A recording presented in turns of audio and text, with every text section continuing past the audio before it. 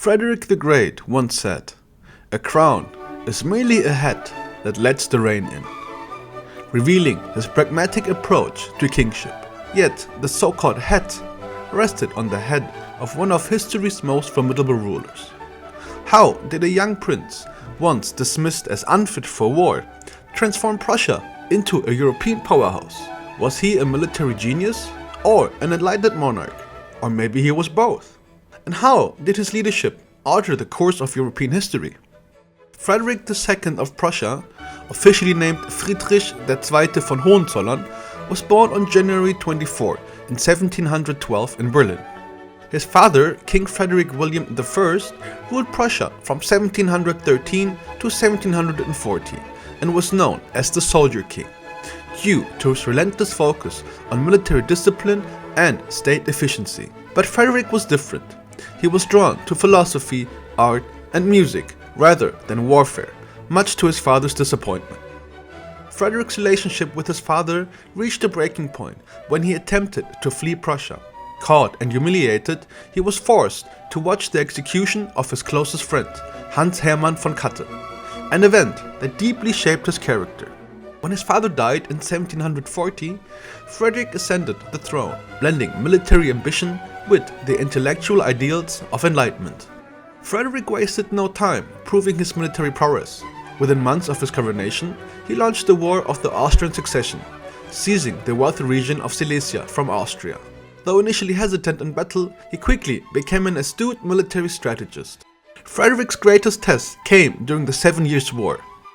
Despite being outnumbered, his tactical brilliance led to decisive victories, such as Rossbach, where his 22,000 troops routed a combined French and Austrian force of 42,000 in less than 2 hours. Yes, you heard that right. He ended the battle in less than 2 hours, while having 20,000 soldiers less.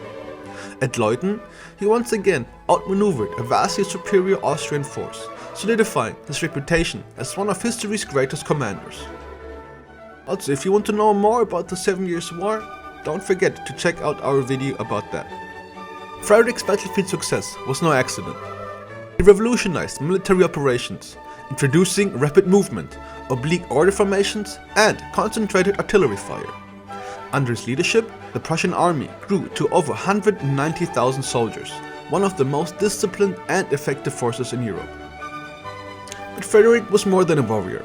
He was, like I said, also a philosopher king. Deeply influenced by the Enlightenment ideals, he corresponded with figures like Voltaire and implemented reforms to modernize Prussia. He promoted religious tolerance, abolished judicial torture, and encouraged scientific advancement. Under his rule, the Berlin Academy of Science flourished. Though married, Frederick and his wife lived separate lives, and he had no children. His successor, Frederick William II, would inherit a kingdom transformed by Frederick policies.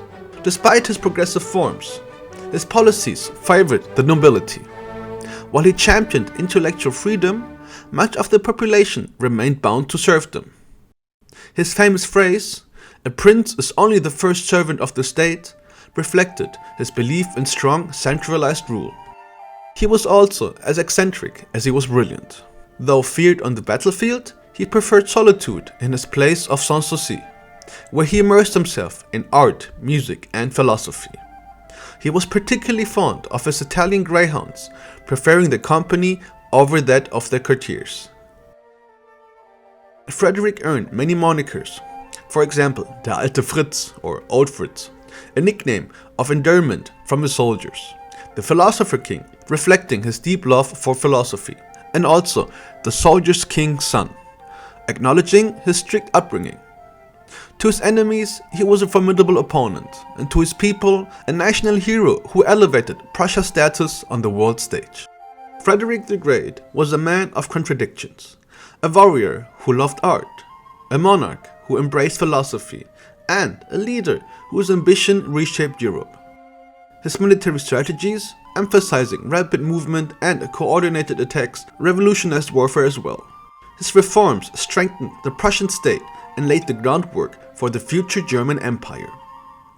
The state he built would later serve as the foundation for Germany's unification.